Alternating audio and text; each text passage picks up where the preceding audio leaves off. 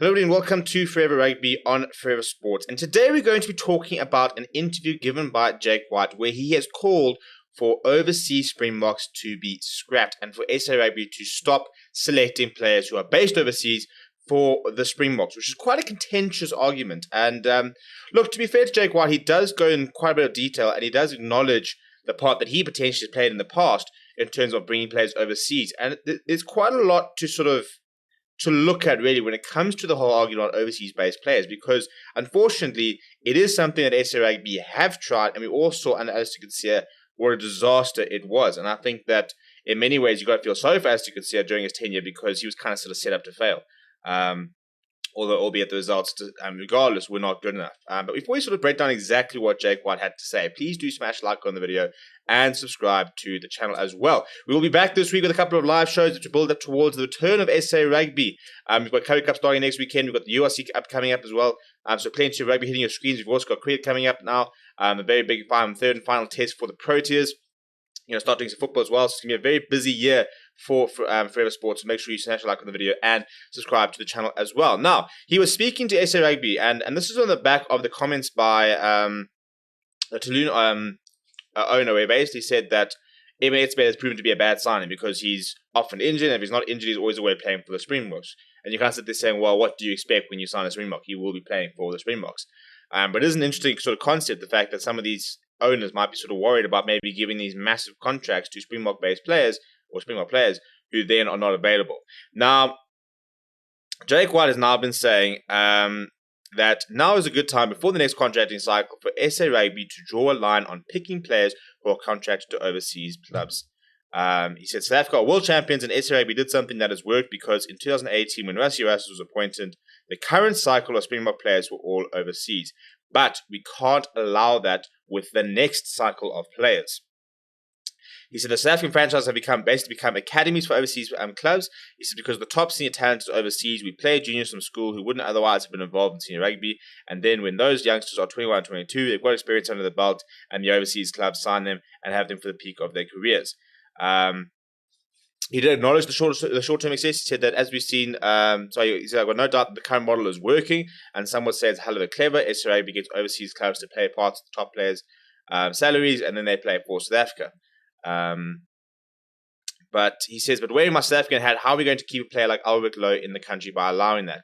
It says a lot that we are world champions, and Malcolm Marx is seen as one of the best players in the world, but we can't find a way to have him playing in South Africa in front of home crowds. He says we've got to hit it on the head now because if you're funding the game locally, how many players have to be playing overseas before you decide it's not worth sponsoring the Currie Cup? Look, I think at the moment sponsoring the Currie Cup will be quite a contentious one anyway. He says we mustn't kill the goose that laid the egg. We've got such incredible schoolwork structures in South Africa and our saving grace that we produce world-class players because we've got big schools like Grey Bloem and we've got 1,500 boys and Parkham, coached by former Springbok and Peter Rousseau. What he does sort of acknowledge, he says, he talks about a couple of players who are playing for other countries, the likes of Pierre Schoeman and Viepi Anal, Jack van der Waal, Paul Willems, so there are a lot of players playing for other countries. And he says that I've worn that hat and it's worked, bringing back Percy Montgomery from Wales and Bobby Skinner from England so that every Bok was locally based when he won in 2007. I don't think we can compare the same situation for something that happened 15 years ago. And the last line was that he said it shouldn't be too much to ask the players to sacrifice playing overseas to represent their nation. I think that is where it's going to get tricky. It is always going to be tricky because it's not a simple thing of people aren't going overseas because they like the weather. People aren't going overseas because they like the lifestyle. People aren't going overseas because they want to leave South Africa necessarily. People are going overseas because of the financial rewards. And unfortunately, until we start increasing the salary cap, which we have started, until we can start matching the money that you can earn overseas, it becomes a mass. It's not as simple as saying, choose your country or choose a club, because playing overseas, Cheslin Colby can play in a contract for 2 years now, and he can set his family up for life. He's going to be earning close to 20 million rand, which he can then add up, chuck into the bank, and you can live with that for a very long time. He is setting his family up for the rest of his life by playing overseas. As a young player, especially in a sport like rugby, where you don't know what's going to happen, there are players who have injury setbacks and they never recover from them. Their career could be gone tomorrow. And you're now asking these players to give up that massive paycheck, which could sort you out for the rest of your life, which could sort your family out, which could cover so many people, you help so many people within your family, You need to sacrifice that to play for the Springboks. And I understand the whole, pride of the nation over the club argument.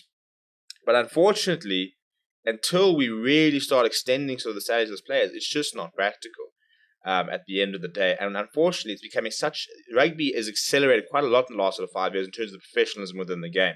It's starting to sort of follow the steps of football, even cricket to a certain degree with IPL and stuff like that in terms of mega contracts.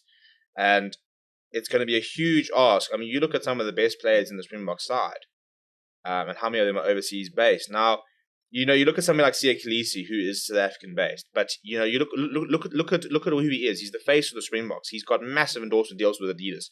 He's got big endorsement deals. He's with Rock Nation. He gets so many sort of endorsed stuff like that he probably matches maybe Cheers and Colby in terms of what he earns with all the endorsed stuff like that. But not every player is as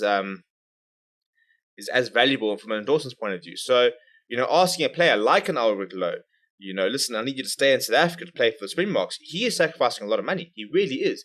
And there's no guarantee what will happen with SA Rugby. So ideally, we all want players playing in South Africa. We all want, of course, I want to go watch Malcolm Marx and Frank Moss playing for the Lions again, and Alton Yankees playing in fly half and seeing, our four franchises having the best 120 South African players in this country playing against each other.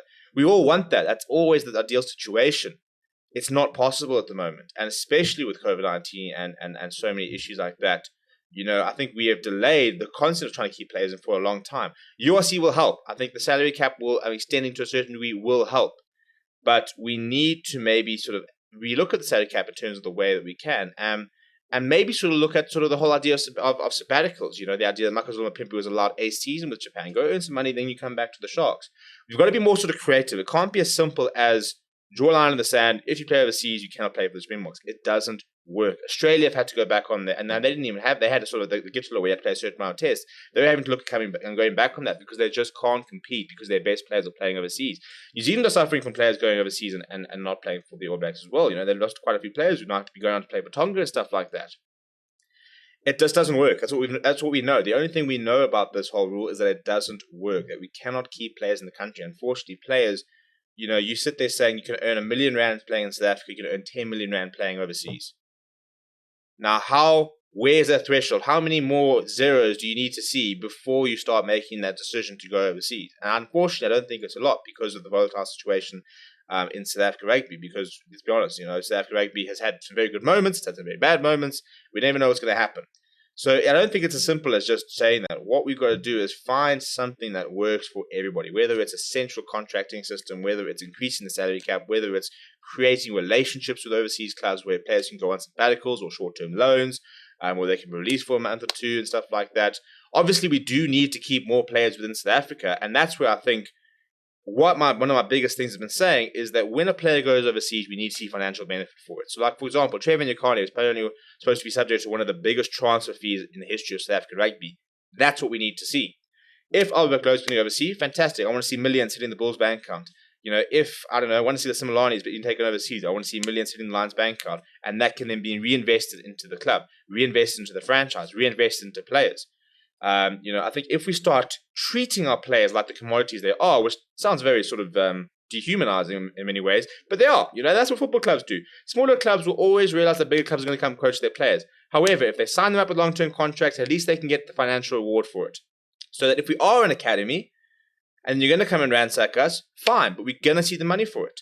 And the more money you see and the more signings you sort of sell and players and stuff like that, the more you can put that into your franchise. And hopefully with the extended sort of salary is that you sit there saying, right, well, we've sold, I don't know, X player for 4 million rand. With that 4 million rand, we're going to contract to 2 players for 2 million rand a year or whatever, and we can reinvest into the squad. Or reinvest into the franchise itself and sort of make it a destination of choice or whatever. So there needs to be more. It's not as simple as just sort of drawing a line under the sand saying, right, you can't play for Springboks if you go overseas. We have to be a bit more creative about it. I agree that the current system is not working in terms of being able to have players, the best players in South Africa. The Bulls and the Sharks are trying their best to bring players. The Bulls are bringing a lot of players back. And I think it's a good thing. And I think the big thing is now, how do we keep our players in the country? Because if we can just keep the current crop, then in 4 or 5 years' time, we've got players playing in their peak still in South Africa. but it's going to be a very big task, and it's not as simple. And I don't think that it's as simple as saying you can't play for the Springboks. That's what's going to keep them in the country. Because what we've found is that at the end of the day, your loyalty to yourself, the loyalty to your family, often does trump your loyalty to the country. And obviously, at the moment, when you can go overseas and you can play for the Springboks, no one's even going to give it a second thought. You'd have to really, really want to stay in South Africa if you want to do that. I do think that you do make it to the Springboks. It is an easier route for Springboks if you're playing in South Africa and you're under the sort of the watch of local coaches and the Springbok coaches than you do overseas.